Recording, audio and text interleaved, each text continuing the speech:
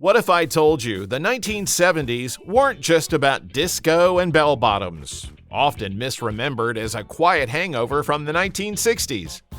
Hidden in that chaotic decade, music turned into a powerful force against war, inequality, and corruption. From raw outcries after Kent State to environmental anthems like Big Yellow Taxi. You won't believe what inspired one artist to stop performing his own hit live.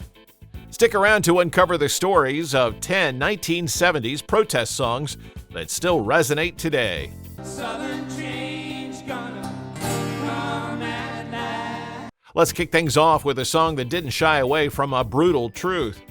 Neil Young's Southern Man from his 1970 album, After the Gold Rush, took a fearless stand against the deep-rooted racism of the American South. As a Canadian, Young brought an outsider's raw perspective, calling out the scars of slavery and the ongoing pain of segregation with lyrics that hit like a wake-up call. This track landed during the intense civil rights struggles, shining a harsh light on a history of oppression many dodged discussing. Young's bold words painted vivid images of suffering, forcing listeners to confront unforgettable realities. His direct, accusing tone stirred real tension, even sparking a musical feud with Lynyrd Skynyrd, who fired back with their defiant Sweet Home Alabama in defense of Southern pride. The song's impact deepened with Mary Clayton's 1971 cover, where her gospel soul grit added raw emotion, centering a black voice in the protest narrative. Her take felt like a personal cry from those who lived the struggle, amplifying the song's weight. Southern Man keeps pushing us to face inequality and history's long shadow. Its message hasn't lost its edge, reminding us some battles rage on. Stick around as we shift to another powerful voice from 1970, capturing a world that felt like it was falling apart. But first, don't forget to like and subscribe to the channel. Let's turn now to a track that bottled the dizzying turmoil of its time. The Temptations' Ball of Confusion. That's what the world is today, from 1970, hits you with a relentless wave of societal chaos, painting a picture of a world unraveling at the seams. Born in Motown's psychedelic soul era, crafted by songwriters Norman Whitfield and Barrett Strong, this song marked a sharp pivot from the group's classic love tunes. They tackled gritty issues like crime, drugs, and the Vietnam War, blending tight harmonies with a funky, urgent edge. Picture the raw energy of lyrics listing segregation, unemployment, and tension everywhere. It was a mirror to a fractured society. It surged to number 3 on the pop charts and number 2 on the R&B charts, proving a heavy message could still dominate the airwaves. The streets were alive with protests, and the track echoed that anger and frustration in every note. Fun fact, this was Motown's first socially charged single in its psychedelic soul phase. They took a bold risk, and it paid off big, showing music with a message could reach everyone. Its themes of division and unrest tie straight to today's struggles. The chaos hasn't faded, it's just changed shape. Now, let's shift to a song that turned a personal observation into a timeless warning. Paradise, put up a parking lot. Joni Mitchell's Big Yellow Taxi from 1970 captured the ache of watching nature vanish. On her first trip to Hawaii, she gazed from her hotel window at lush green mountains, only to see a sprawling parking lot below. That jarring contrast pushed her to craft this unforgettable track. Released in April 1970, perfectly timed with the first Earth Day, the song made environmental loss painfully clear. Lyrics about paving over paradise for parking lots hit home for many. It arrived as awareness of human harm to the planet was growing, linking directly to a rising call for action in the environmental movement. Mitchell felt this destruction on a personal level. She saw trees cut down and pesticides sprayed without care. That grief became a warning, styled like a nursery rhyme so even children could sing it and wake adults to the crisis. Her gentle folk melody carried a piercing message about pollution and deforestation, striking deep with its quiet power. Her words tackled real issues like DDT, a toxic pesticide. She sang, "Hey farmer, farmer, put away that DDT now. Give me spots on my apples, but leave me the birds and the bees." DDT was officially banned in the US in 1972, influenced partly by voices like hers. Why does this track still echo? Its plea to cherish nature before it's lost ties straight to today's climate battles. Now let's move to a song that channeled raw outrage over a shocking event. Ohio by Crosby, Stills, Nash & Young from 1970 became a raw outcry following the Kent State shootings. On May 4th, 4 unarmed students were killed by the Ohio National Guard during a protest against the Vietnam War's expansion into Cambodia. The nation reeled, and this song bottled that searing anger. Neil Young penned it mere days after seeing gut-wrenching photos in Life magazine. His lyrics, like 4 dead in Ohio and 10 soldiers and Nixon coming, laid blame on the Guard and the president. The haunting question, what if you knew her and found her dead on the ground, forced listeners to rethink who was at fault, cutting through narratives blaming the students. Imagine the urgency. They recorded and released this in just weeks, sidelining their hit, Teach Your Children to Push It Out. Before social media, this was news set to music. Though some AM stations banned it for its anti-war bite, underground FM stations in college towns and big cities played it non-stop, reaching those who felt the same outrage. Its stark honesty made it a protest anthem. Students and activists rallied around it, demanding accountability for those in power. Why does Ohio still echo? It's a grim reminder of authority silencing dissent, mirroring today's struggles over free expression. Up next, we turn to another fierce voice challenging unfairness from a different angle. Creedence Clearwater Revival's Fortunate Son from 1969 became a blistering track on privilege. John Fogerty wrote it after witnessing the lavish wedding of Julie Nixon to David Eisenhower in December 1968. The stark contrast between elite safety and the Vietnam draft's burden on everyday people fueled his anger, spilling out in a mere 20 minutes of writing. Its gritty rock sound, rooted in a southern rock style from CCR's Willie and the Poor Boys album, pulsed with a driving beat and sharp electric guitars. Lyrics like, "It ain't me, I ain't no senator's son," sliced through the unfairness of class divides. It struck hard with soldiers overseas and protesters back home, voicing a shared fury at a system shielding the wealthy. Picture the draft pulling in the powerless while others stayed untouched. Fortunate Son turned into their raw anthem, echoing through the conflict. Even troops played it, seeking a link to the counterculture. Its rage wasn't just about war, it condemned systemic elitism, becoming a weapon for any battle against privilege, far beyond the draft. Why does this still burn today?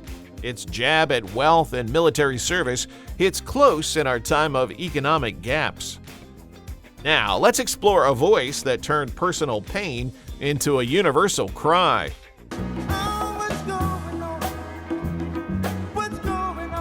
Marvin Gaye's What's Going On from 1971 transformed his pain into a soulful plea for change.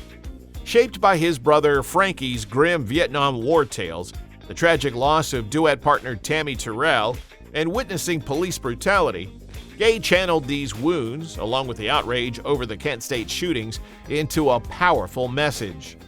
He veered sharply from Motown's typical love songs, confronting war's toll, racism, and pollution head-on. Label boss Berry Gordy resisted, famously calling it the worst thing I've ever heard, fearing it would tank Gaye's career. After a grueling 7-month standoff, Gaye won and the song soared, selling 100,000 copies in 4 days and 2 million overall, proving its undeniable impact. Picture those smooth soul melodies paired with aching words. Lyrics like picket lines and picket signs captured the era's unrest, while the jazz-inflected, layered vocals, accidentally mixed by engineer Kenneth Sands, created an iconic, haunting depth. The sound felt both calm and urgent, mirroring the turmoil it described. Gale's raw honesty bridged personal grief with universal struggles, making everyone who heard it feel understood in their own battles. Why does this still resonate? Its focus on violence and environmental harm ties directly to today's issues. Stick around as we shift to a mid-70s anthem that pulsed with a community's frustration. The Isley Brothers' Fight the Power Part 1 from 1975 became a fierce declaration of defiance. Released during a tense era with the Vietnam War winding down and the Black Power movement under heavy pressure from authorities, this song embodied the frustration and urgent need for self-expression among black artists, standing boldly against systemic mistreatment. This funk anthem struck hard at oppression, demanding a voice against the abuse of authority. Lyrics like, "Time is truly wasting, there's no guarantee," "Smiles in the making, we got to fight the powers that be," were born from Ernie Isley's spontaneous thoughts in the shower before a Disneyland trip. That raw urgency pulses through every beat, delivering a message impossible to ignore. Its powerful call resonated deeply with listeners, hitting number 1 on the R&B charts for 3 weeks and number 4 on the Billboard Hot 100. It laid groundwork for future protest music, notably inspiring Public Enemy's later track of the same name. Its influence spans generations, becoming a cornerstone for artists challenging unfair systems. Why does it still matter?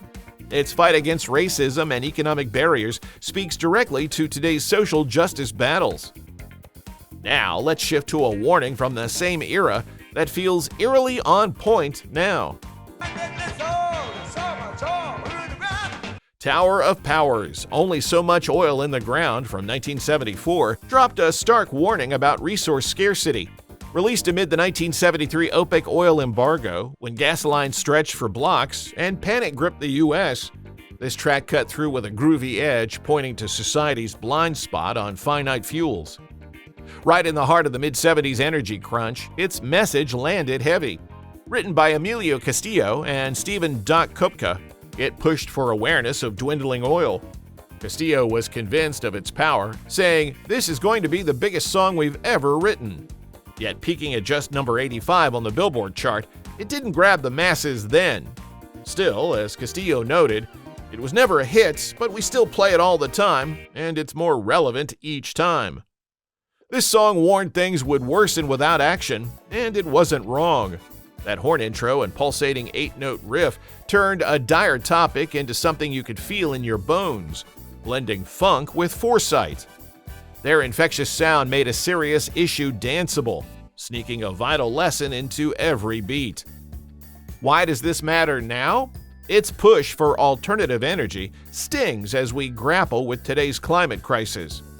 Up next, we'll shift to a raw take on feeling boxed in by the world around you. A working class hero is something to be. John Lennon's Working Class Hero from 1970, featured on his John Lennon Plastic Ono Band album, lays bare how society molds people into obedient pieces of a machine.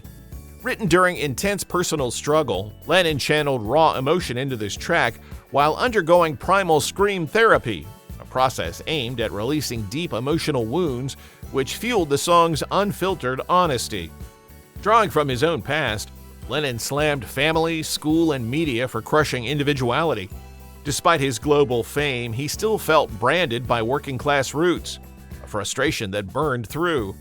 This solo acoustic piece, just his voice and guitar, offered no polish, only piercing truth. Lines like, "As soon as you're born, they make you feel small," expose lifelong control, resonating with anyone trapped in a forced path. Imagine hearing that stark frustration, unmasked by Beatles' flair. Lyrics like "Keep you doped with religion and sex and TV" reveal his anger at tools of manipulation. Other lyrics socked and were even banned from the lyric sheet due to controversy. That raw edge turned discomfort into power, cementing its place as a protest standout. Why does it still hit? Its take on conformity and inequality mirrors today's grind. Now, let's explore another soulful voice longing for a better way forward. If we could bring back one, he'd say we got Curtis Mayfield's We Gotta Have Peace from 1971 became a soulful, urgent plea for unity. Emerging from Chicago's soul scene, this track carried the weight of a nation desperate for calm during turbulent times. Amid ongoing civil rights struggles and urban riots, Mayfield's heartfelt sound demanded an end to conflict. The lingering trauma from Martin Luther King Jr.'s assassination in 1968, just 3 years prior, deepened the era's pain, with racial equality still out of reach and violence scarring cities. Mayfield's lyrics like, "We got to have peace to keep the world alive," and "war to cease," pushed for harmony, while his raw call of begging to save the children struck an emotional chord, urging protection for the innocent caught in chaos. His shift from subtle hope to explicit protest marked a turning point in his career. Unlike his earlier work with the Impressions, this direct demand mirrored the darkening crisis of the early 1970s. Picture the weight of his voice carrying that desperation to shield future generations from war's toll. Mayfield's bold honesty cut through, making his stand unmistakable in a time that needed clear voices. Why does this still tug at us? Its cry for global peace and safeguarding youth ties to today's rifts and conflicts. Let's close out by reflecting on the lasting impact of these 1970s protest songs. They weren't just melodies, they were the raw voice of a generation wrestling with war, inequality, and corruption. Which song still speaks to your life now, and why? Share in the comments. And don't forget to like and subscribe for more musical journeys.